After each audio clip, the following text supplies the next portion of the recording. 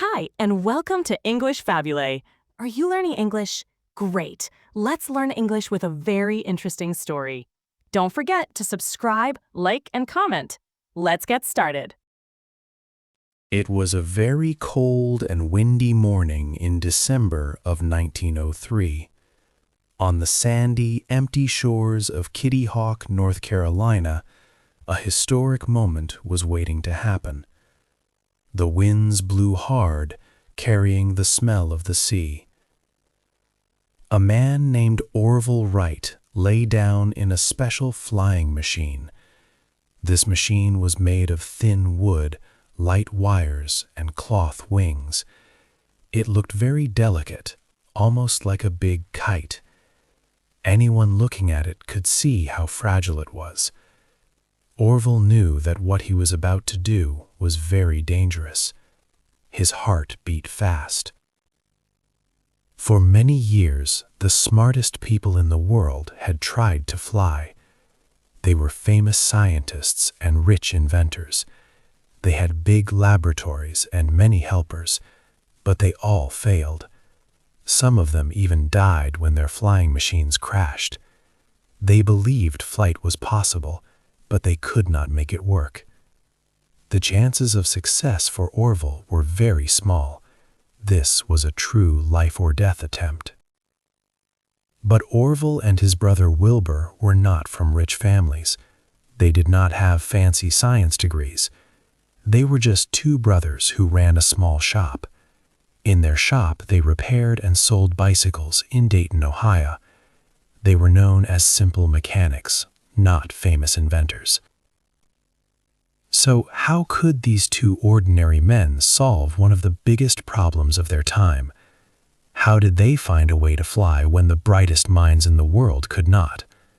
This is a question that many people asked then and still ask today. It is a big mystery that makes their story so special. Their journey was not just about building a new machine. It was also a strong fight against two powerful things. First, they fought against gravity, the invisible force that pulls everything to the earth. This force had kept humans on the ground since the beginning of time. Second, they fought against skepticism. Many people thought that flying was impossible. They thought the brothers were just wasting their time. People often laughed at the idea of a human flying.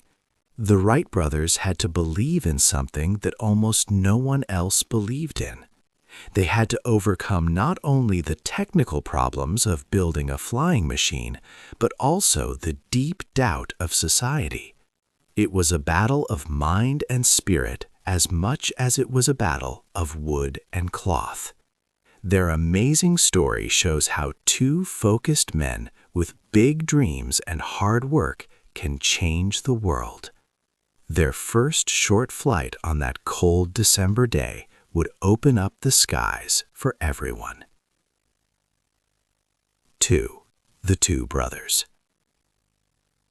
Wilbur and Orville Wright grew up in Ohio.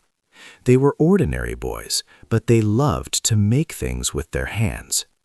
One day, when Wilbur was 11 and Orville was 7, their father, Milton, brought them a special gift. It was a small toy helicopter. This toy was made by a French inventor and had a rubber band. When they wound the rubber band, the helicopter could fly up into the air. The boys were very interested in it. They played with the helicopter until it broke, but they did not stop there. They built new, bigger versions of the toy. This showed their early interest in flying machines. As they grew older, they kept building things and trying out new ideas. This natural curiosity was a big part of their lives. Neither brother finished high school. Orville left school to start a printing business. The brothers even built their own printing press to make a local newspaper. Wilbur was the editor. This work taught them a lot about machines, working with their hands, and running a small business. It also showed their clever and independent spirits. Later, in 1892, they opened a bicycle shop. It was called the Wright Cycle Exchange. Bicycles were very popular in America then. The brothers repaired and sold bicycles. Soon they started to design and build their own bicycle models, like the Van Cleve and the St. Clair. This business was very successful. Working with bicycles taught Wilbur and Orville many important things. They learned deeply about balance and how to control a machine. A rider needs good balance to ride a bicycle. This idea of keeping balance would be very important for a flying machine. Their bicycle shop also made steady money. This money was very important because it would later help them pay for their dream to fly. So, how did a simple bicycle shop in Ohio become the special place where the greatest invention in history was made? How did two brothers who never finished high school manage to learn the secrets of flight? 3. Learning from birds. Wilbur Wright often watched birds in the sky. He saw how buzzards flew high and turned easily. He realized that flying was not only about having power, it was also about having good control. Earlier people who tried to fly sometimes crashed because they could not steer well. Wilbur understood that humans needed to control their flying machines just like birds controlled their wings. One day, Wilbur was playing with a long, thin cardboard box. He twisted the ends of the box in opposite directions. He saw how the shape of the box changed. This gave him a big idea. He thought, what if we could twist the wings of a flying machine? This idea was called wing warping. It meant that the pilot could twist the ends of the wings. This would help the aircraft turn and stay balanced in the air, much like a bird moving its feathers to steer. The brothers knew they needed a special place to test this new idea. They looked for a place with strong, steady winds and soft ground. This would make flying easier and landing safer. After checking weather reports, they chose Kitty Hawk, North Carolina. It was a remote village on the Outer Banks. This quiet place had constant winds and soft sand dunes. It was perfect for their secret experiments, away from curious eyes. In September 1900, Wilbur went to Kitty Hawk. Orville joined him later. They brought their first full-sized glider. It was a large machine with a 17-foot wingspan. It also had their new wing warping system. They were very excited, but when they tested it, the glider did not fly well. It did not lift off the ground as much as they thought it would. The glider was also hard to control. The brothers were very disappointed. They had hoped for much more success. After many attempts, Wilbur felt frustrated. He famously said to Orville that people would not fly for another 50 years. It seemed like their dream of human flight was still far away. But giving up was not something the Wright brothers did easily. The wind tunnel.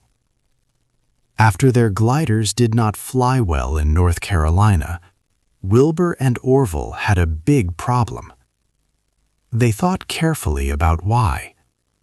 They realized that the scientific information they were using was wrong.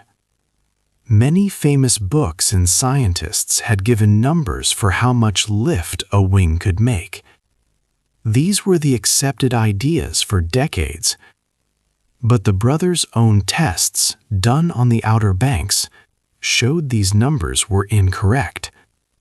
This was a big surprise, as these old ideas had been taught in schools and universities for many years. The brothers decided they could not trust the old books. They needed their own true information about how air moved over wings. So they built a special tool in the back of their bicycle shop at 1127 West 3rd Street. It was a long wooden box, about 6 feet long, with a powerful fan at one end. They called this machine a wind tunnel. It had a glass top so they could watch the small wings inside. This tunnel could blow air over tiny model wings, just like real wind. They powered it with a small gasoline engine. From October to December in 1901, the brothers worked very hard with their new tunnel. They tested more than 200 different wing shapes and designs. They created clever, simple tools, often using bicycle spokes and scrap metal, to measure the exact forces of lift and drag on each wing. This careful, systematic testing was new in aviation. They found that many of the old rules about flight were simply not right. For example, a number called Smeaton's coefficient, which was widely used by other experimenters, was indeed wrong. The brothers calculated a much better, more accurate number for it. This was a big achievement for two mechanics. They also learned that long, narrow wings performed better than short, wide ones. They discovered the perfect curve or camber for a wing to create the most lift. This new knowledge was a secret to everyone else. This detailed wind tunnel work helped them design their much-improved 1902 glider. It flew exactly as their new data predicted. With the control problem almost solved, they began to think about adding an engine for powered flight. For this, they also needed very efficient propellers. Again, they used their wind tunnel to test different propeller designs. They discovered that a propeller is like a wing that turns very fast. Their final propeller designs were incredibly good, achieving an efficiency of 70%. This level of efficiency would not be beaten for many, many years. These two self-taught mechanics had used methodical testing to rewrite what people knew about flight, showing that careful observation was more important than old beliefs. 5. The Big Day. The morning of December 17, 1903 was very cold. A strong wind blew across the dunes in North Carolina. The air felt biting, and the temperature was near freezing. Orville Wright prepared for his turn to fly the flyer. He could smell the gasoline from the homemade engine. The machine vibrated as the engine started, a new sound for the quiet beach. At 10:35 in the morning, everything was ready. Orville lay down on the lower wing of the flyer. 5 people from a nearby life-saving station watched. Wilbur ran beside the machine, holding one wingtip to keep it steady. The flyer moved along its 60-foot rail. After about 40 feet, it lifted into the air. One of the witnesses, John Daniels, took a photo at that exact moment. The flight lasted 12 seconds. Orville flew the flyer 120 feet. It was a short distance, less than a modern airplane's wing.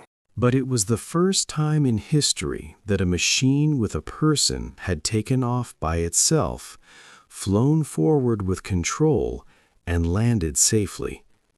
It was a huge step for humanity. They made 3 more flights that morning.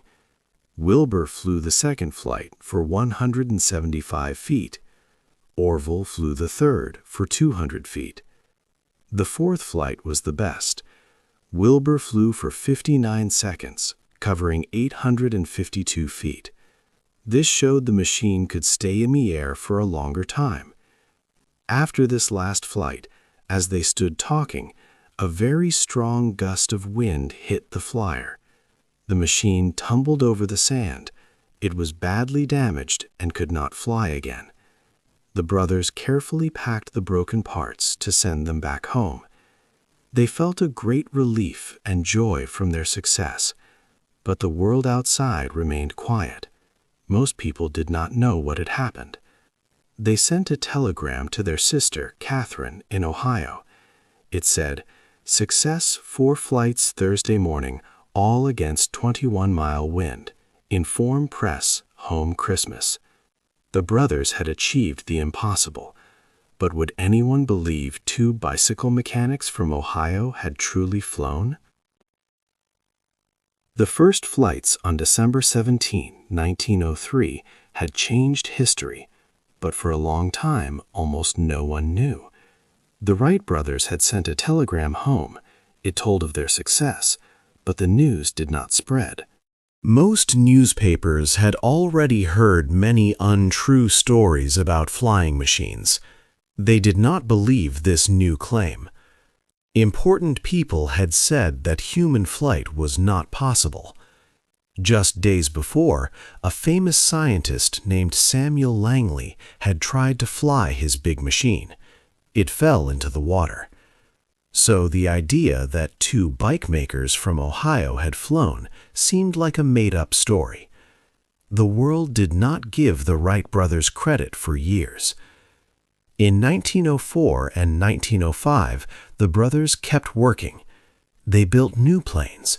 They called them Flyer 2 and Flyer 3. They flew these planes in a big field near Dayton, Ohio, called Huffman Prairie. They started using a special machine to help the planes take off. It used a heavy weight to push the plane forward on a rail. This meant they did not need strong winds to fly. They made many long flights, sometimes flying for more than 30 minutes. They learned to turn in big circles and even in figure eights. But still, they kept their work mostly secret. Neighbors sometimes saw the planes in the sky. People in Dayton thought their work was strange. The brothers did not want others to steal their ideas. They wanted to protect their new invention. They hoped to sell their airplane to the United States government and to other countries. So they did not make public shows. They did not let reporters come to watch. This secrecy was good for their business plans. It helped them get a patent for their special control system. However, their secret work also caused big problems. Because no one saw the flights, many people did not believe their claims. Important science magazines wrote articles that doubted the brothers. They asked if the Wrights had really flown. The brothers were busy perfecting their planes and trying to sell them. They did not spend much time answering these doubts. Their privacy made it hard for the world to accept their amazing truth. At the same time, other inventors were trying to build flying machines. Some of them started to use ideas that were similar to the Wrights' designs. This worried the brothers greatly. They wanted the world to know they were the first to truly fly. This started a quiet competition for who would get the credit. Their strong focus on keeping their work private meant that for many years nobody believed them. This secrecy almost made them lose their rightful place in history. 7. Famous at last. For several years, many people did not truly believe the Wright brothers had flown. They kept their work secret, hoping to sell their amazing invention. But this changed in 1908, an important year. Wilbur Wright traveled to France to show their flying machine. He performed at Le Mans, surprising large crowds who had gathered. People had never seen such a machine fly with control. Wilbur flew with great skill. He made smooth circles in the air and turned the airplane easily. Kings, queens, and other very important people from all over Europe came to watch his demonstrations. Thousands of spectators gasped and cheered as the airplane moved through the sky. Finally, the world understood the truth. The Wright brothers were real. They had truly invented the airplane, and it worked. While Wilbur was in Europe, Orville demonstrated another flyer for the United States Army in Fort Myer, Virginia. This was also in 1908. Sadly, during one of these test flights, the airplane crashed to the ground. Orville was badly hurt, suffering a broken leg and other painful injuries. His passenger, Lieutenant Thomas Selfridge, died from the crash. This was a terrible moment, marking the first time someone died in an airplane accident. Their younger sister, Catherine Wright, quickly left her teaching job. She rushed to be with Orville. She stayed by his side day and night for many weeks, caring for him. Doctors later said her devoted care was very important and likely helped Orville live. Catherine was more than a sister. She was a very important support for the family. She took care of their home and helped manage their business. After Orville started to get better, Catherine traveled to Europe with him. She joined Wilbur in France, bringing her friendly spirit. Catherine was very good with people. She spoke French very well, which helped greatly when meeting foreign guests. She met kings and queens and many other important people.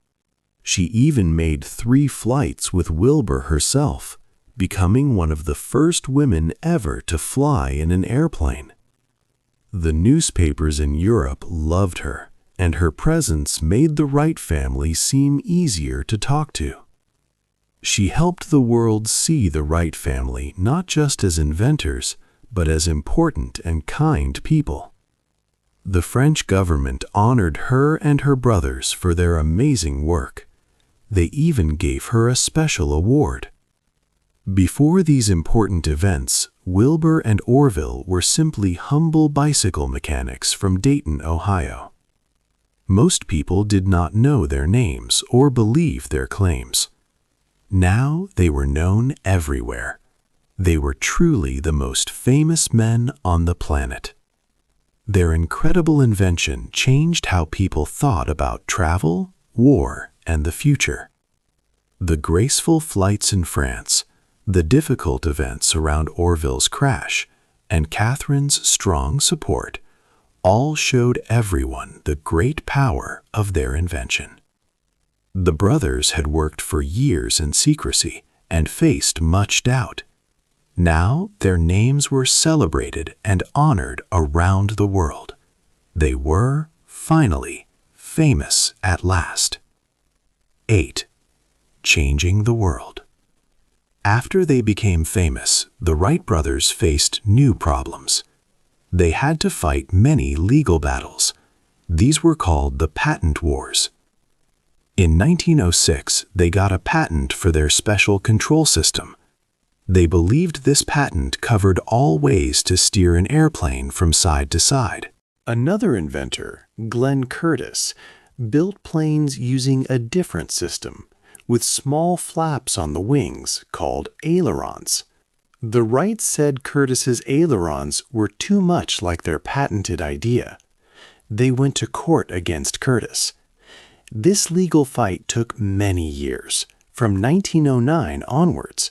It cost them a lot of time, money, and emotional energy.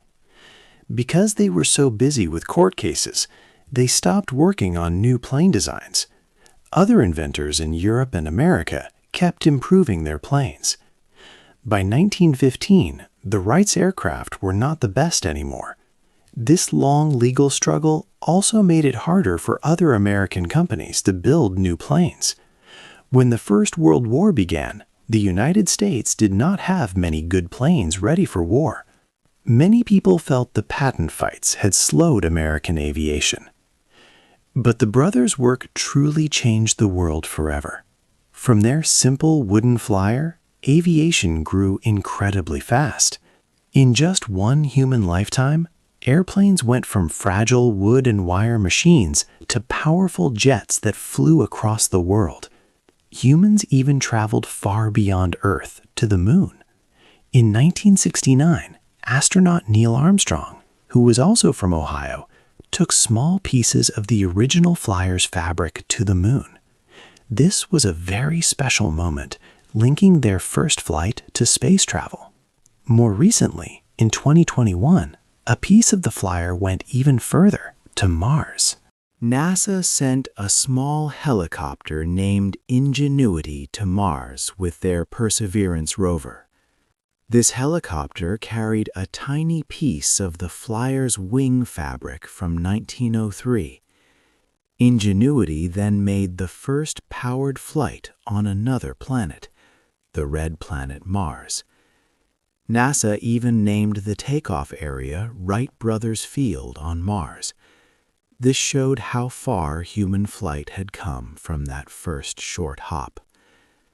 The Wright brothers' amazing success was not about luck. It came from their careful scientific method. They always tested their ideas, collected data, and learned from mistakes. They also had a very strong bond as brothers. They often had heated discussions, but these arguments helped them explore ideas and find the best solutions together. They learned from each other and kept trying even when things were difficult. Their loyalty and their strict scientific approach changed history. They showed that big changes can come from ordinary people with great determination. What part of the Wright brothers' incredible journey do you find most inspiring? Hey there! Just a second before you go. If you learned something new today, please give this video a like, write your thoughts in the comments, and subscribe to the channel. It only takes a second, and it really, really helps to create even better English videos for you. Your support means the world.